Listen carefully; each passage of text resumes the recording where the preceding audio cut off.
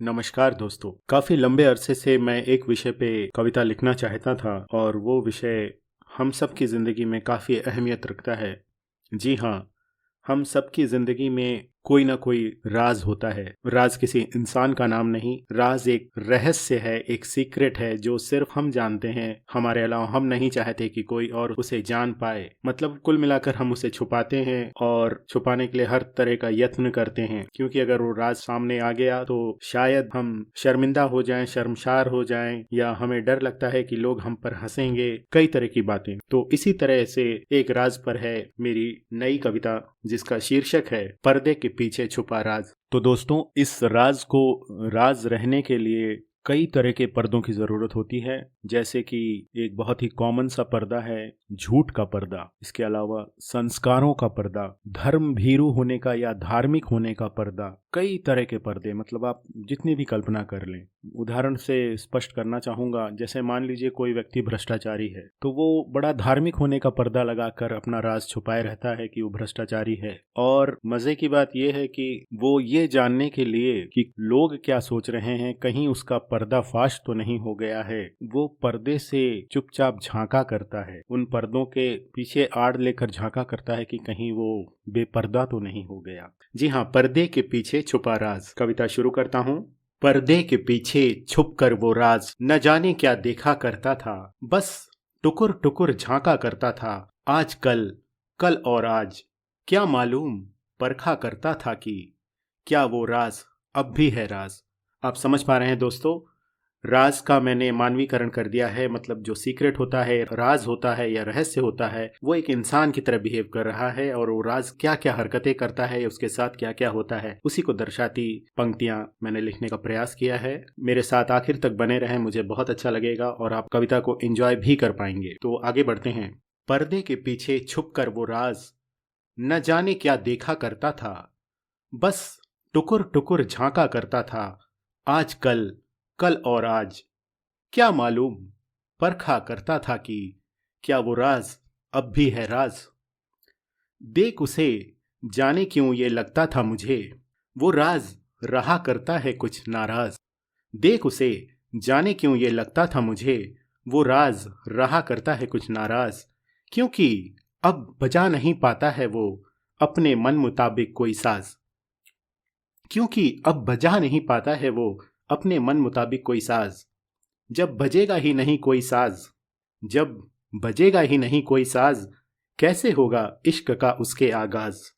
इन पंक्तियों को मैं आखिर में समझाऊंगा, उसके लिए आखिर तक बने रहें दोस्तों। आगे बढ़ते हैं। यही सोच शायद होकर निराश, फिर से पर्दे के पीछे खुद को छुपाकर टुकुर टुकुर झांकने लगता था वो राज। फिर से यही सोच शायद होकर निराश, फिर से पर्दे के पीछे खुद को छुपाकर टुकुर टुकुर झांकने लगता था वो राज।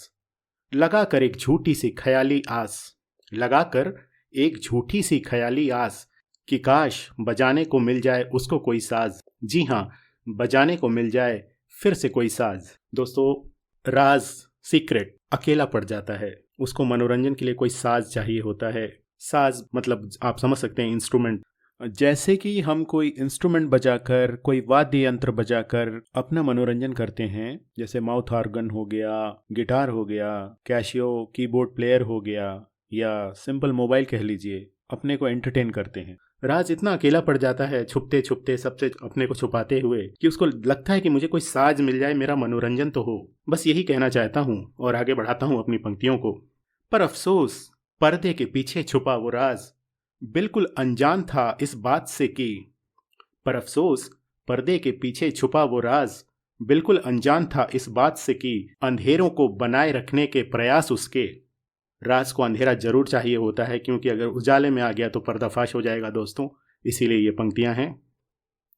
पर अफसोस, पर्दे के पीछे छुपा वो राज बिल्कुल अनजान था इस बात से कि अंधेरों को बनाए रखने के प्रयास उसके, अंधेरों को बनाए रखने के प्रयास उसके जाने क्यों होने लगे हैं अब नाकाम। मतलब वो अंधेरों को बना कर नहीं रख पा रहा था, अंधेरों को बनाए रखने के प्रयास उसके जाने क्यों होने लगे हैं अब नाकाम। भीतर धीरे धीरे बढ़ता जा रहा प्रकाश, भीतर धीरे धीरे बढ़ता जा रहा प्रकाश, करता जा रहा है राज को बेनकाब। जब प्रकाश बढ़ने लगता है तो रहस्य परत दर परत खुलने लगता है। तो वही पंक्तियां हैं। भीतर धीरे धीरे बढ़ता जा रहा प्रकाश करता जा रहा है राज को बेनकाब, और वो नहीं रह गया है अब पहले वाला राज। अब वो नहीं रह गया है अब पहले वाला राज। जी हाँ, बेपर्दा होता चला जा रहा है अब वो राज। जी हाँ, बेपर्दा होता चला जा रहा है अब वो राज। या यूं कहूं कि राज खुद बन गया है एक साज। या यूं कहूं कि राज खुद बन गया है एक साज, जिसको कोई भी कभी भी बजा सकता है। बहुत गहरी पंक्तियां हैं दोस्तों, अगर आप चिंतन करेंगे तो शायद समझ पाएंगे। या यूं कहूं कि राज खुद बन गया है एक साज, जिसको कोई भी कभी भी बजा सकता है, आजकल कल और आज। जी हाँ, बेपर्दा हो गया है अब वो राज। हाँ, बेपर्दा हो गया है अब वो राज।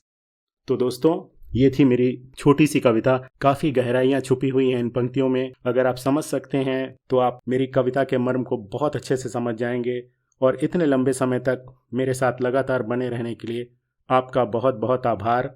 नया वर्ष 2023 आपके व आपके प्रियजनों के लिए बहुत ही मंगलकारी साबित हो, इसी शुभकामना के साथ मैं ऑलवेज विकास आपसे विदा लेता हूँ। अपना कीमती वक्त देने के लिए बहुत बहुत शुक्रिया दोस्तों।